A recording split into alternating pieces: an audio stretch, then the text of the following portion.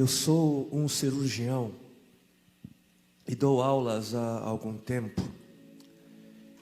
E por 13 anos vivi em companhia de cadáveres e durante a minha carreira estudei anatomia a fundo.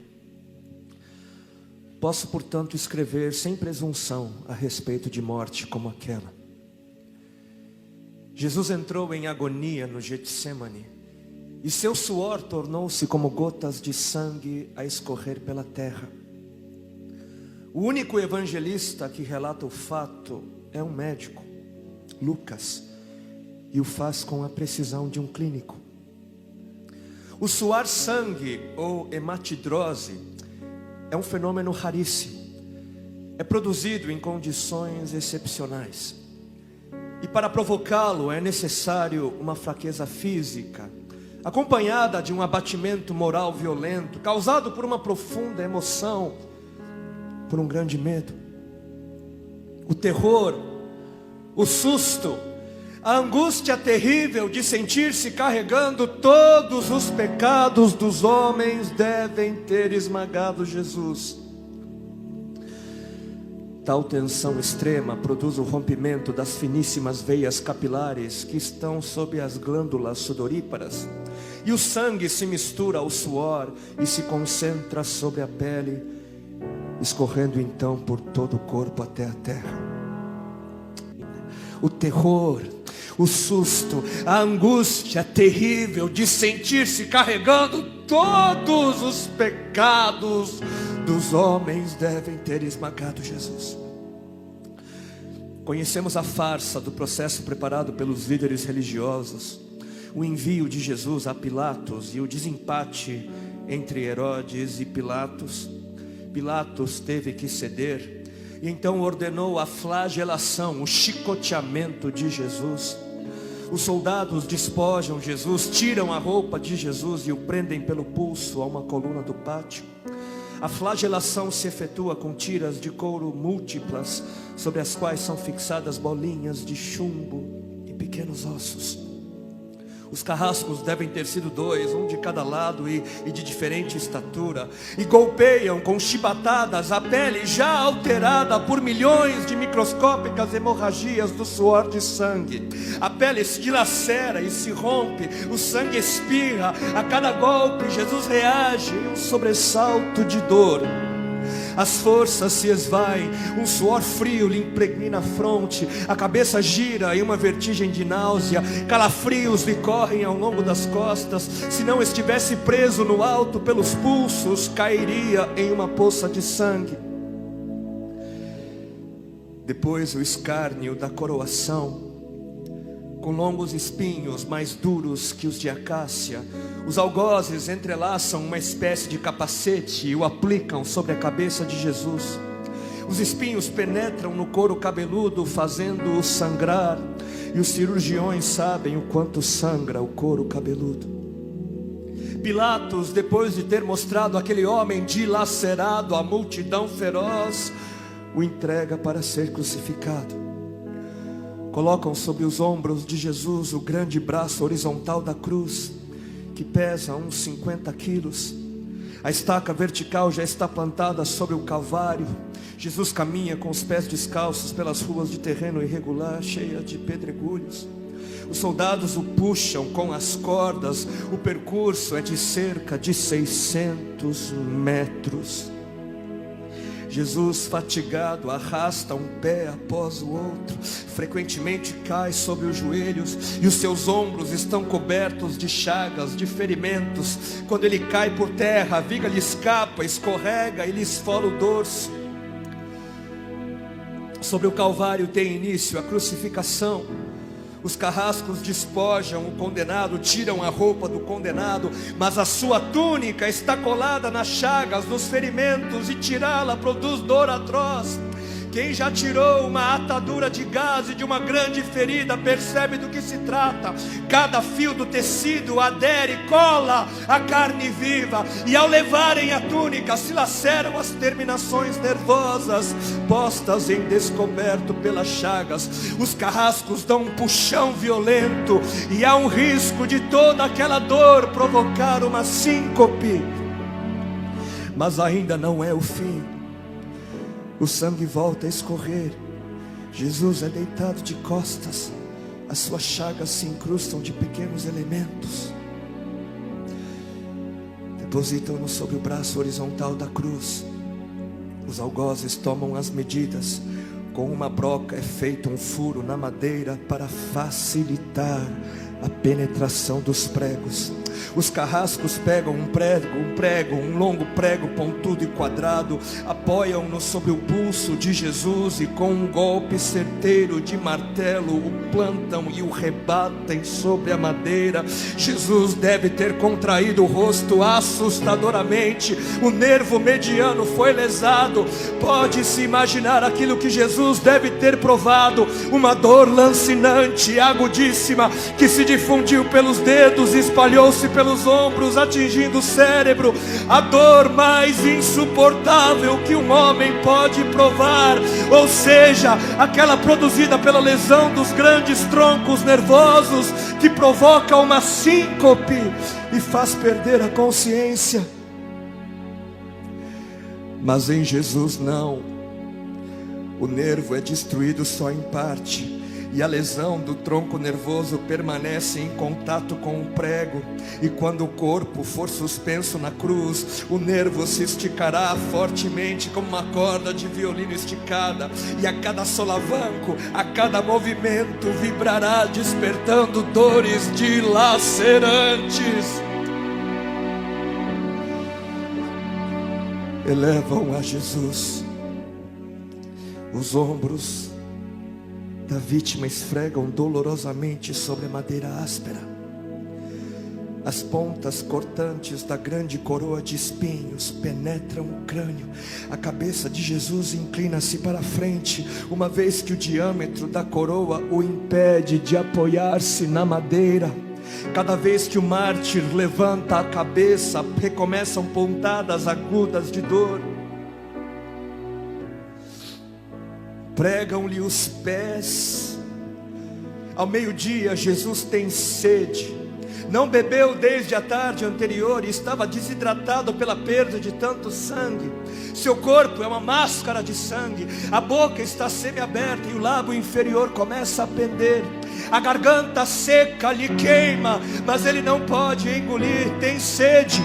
Um soldado lhe estende sobre a ponta de uma vara uma esponja com bebida ácida de uso entre os militares. Tudo aquilo é uma tortura atroz. De repente, um estranho fenômeno se produz no corpo de Jesus.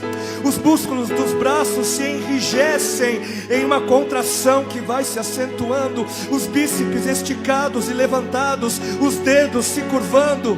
É como acontece a alguém ferido de tétano, a isto que os médicos chamam de tetania. Quando os sintomas se generalizam, os músculos do abdômen se enrijecem em ondas imóveis. Em seguida, os músculos entre as costelas, depois os do pescoço e finalmente os músculos respiratórios se enrijecem. A respiração se faz pouco a pouco mais curta. O ar entra, mas não consegue mais sair. Jesus respira com o ápice dos pulmões. Tem sede de ar como um asmático em plena crise. Seu rosto pálido pouco a pouco se torna vermelho, depois se transforma num violeta purpúreo. Jesus é envolvido pela asfixia. Seus pulmões cheios de ar não podem mais esvaziar-se. A fronte está impregnada de suor. Os olhos saem fora de órbita. Mas de repente algo acontece.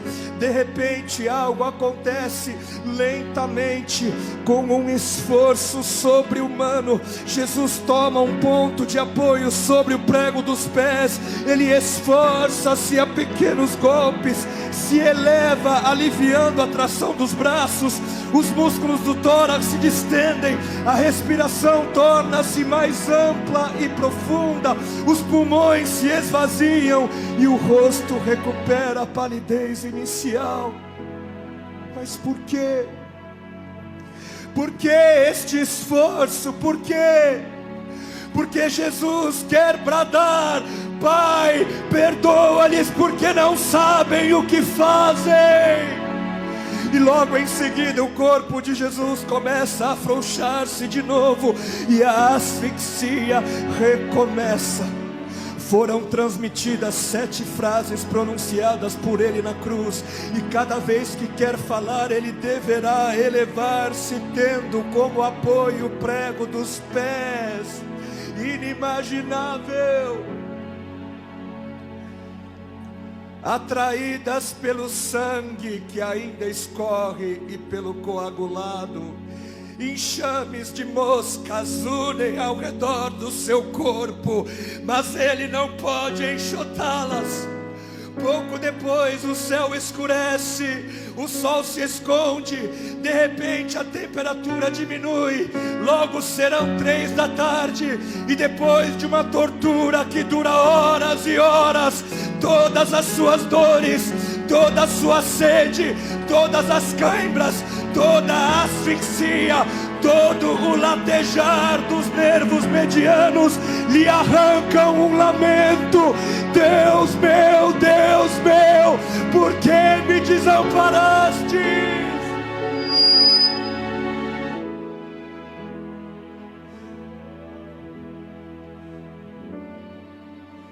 Jesus grita: está consumado. E em seguida, num grande brado, diz: Pai, nas tuas mãos entrego meu espírito.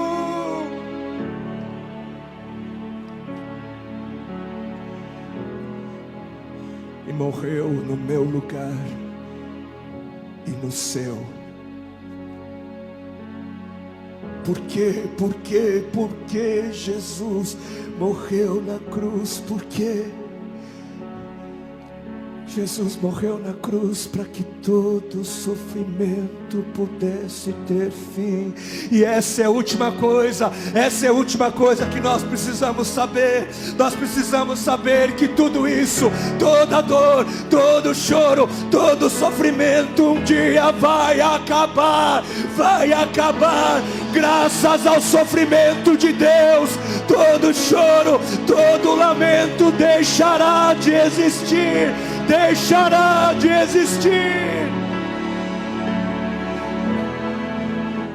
E ainda nos diz a sua palavra em 1 Coríntios, no capítulo 2, versículo 9, que nem olhos viram, que nem ouvidos ouviram, que nem jamais penetrou em coração humano o que Deus tem preparado para aqueles que o amam. Nem olhos viram, nem ouvidos ouviram, o coração do homem, mente alguma chegou à conclusão daquilo que o Senhor tem reservado, daquilo que o Senhor tem preparado para aqueles que o amam. O bem que nos aguarda, o bem que nos espera, não se compara ao mal que possa vir sobre as nossas vidas, não se compara. Esse é o Evangelho, essa é a mensagem da cruz.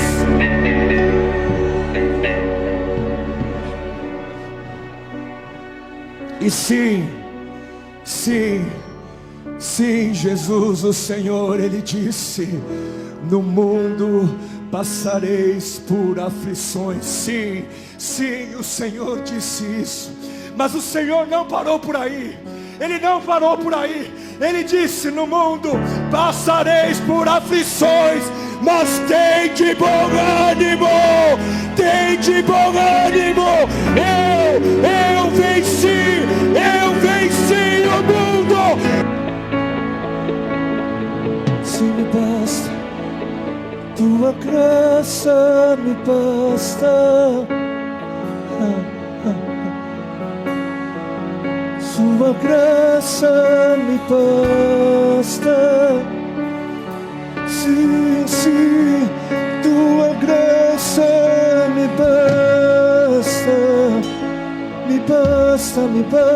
basta. A graça do Senhor foi o suficiente na cruz. A graça do Senhor foi o suficiente para o Filho. A graça do Senhor foi o suficiente para o apóstolo Paulo, para todos aqueles que se entregaram como sacrifício no altar do Senhor. A graça do Senhor foi o suficiente sobre aqueles que disseram sim para o chamado do amor.